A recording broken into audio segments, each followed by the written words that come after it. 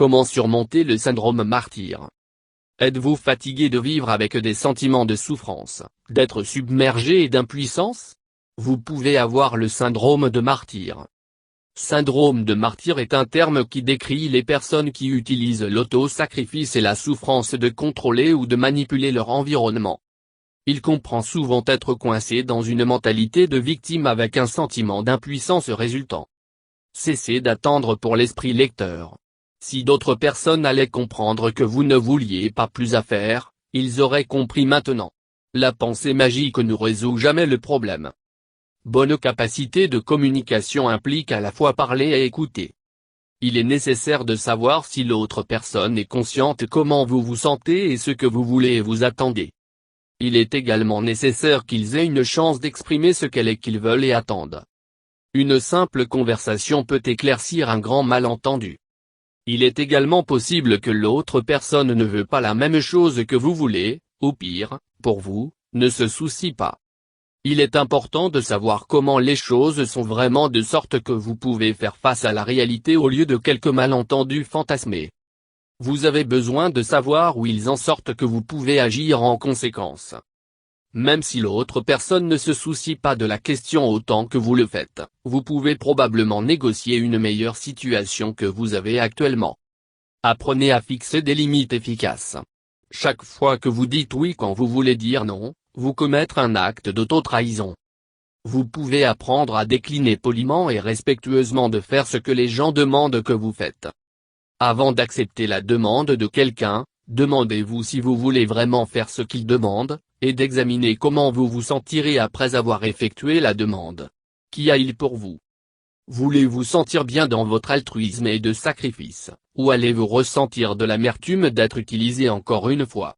Pensez à ce que vous voulez et d'être honnête avec les autres afin d'éviter les conflits et d'enrichir les relations. Arrêtez attendant d'être récompensé pour votre souffrance. Certaines personnes croient que plus l'obstacle, le plus doux de la récompense. Ils se portent volontaires pour supporter la douleur et de la négligence avec l'espoir d'être récompensés en quelque sorte. Si vous vous retrouvez coincé dans cet état d'esprit, pensez fois dans votre vie, en particulier l'enfance, lorsque vous avez vécu la joie sans souffrance. Autres putines doivent d'abord vous faire sentir que vous avez gagné quelque chose.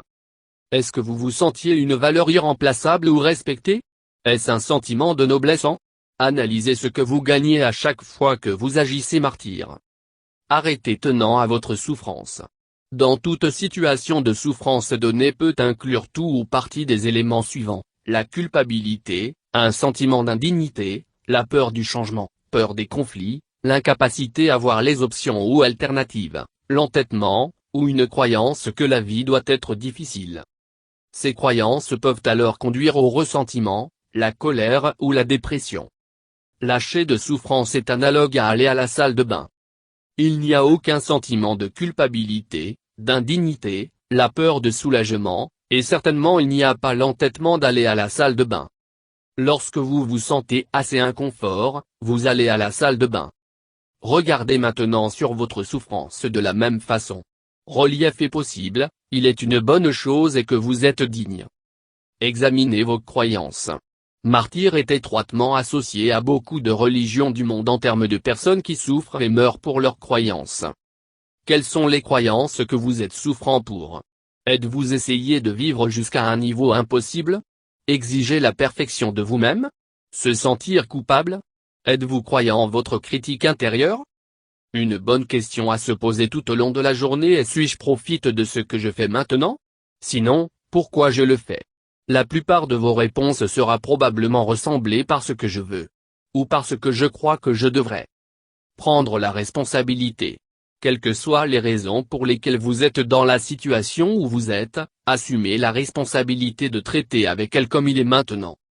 Demandez-vous: qu'est-ce que je fais? Cela contribue au problème? Et que puis-je faire pour améliorer la situation?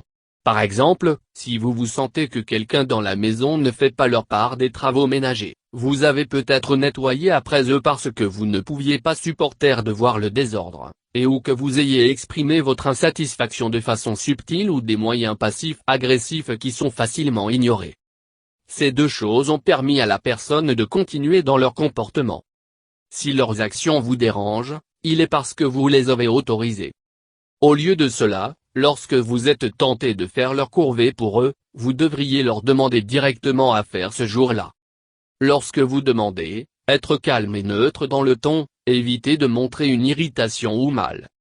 Ceci est une demande raisonnable de faire, et si vous faites raisonnablement puis il y a une bonne chance que la personne répondra en faisant ce que vous demandez.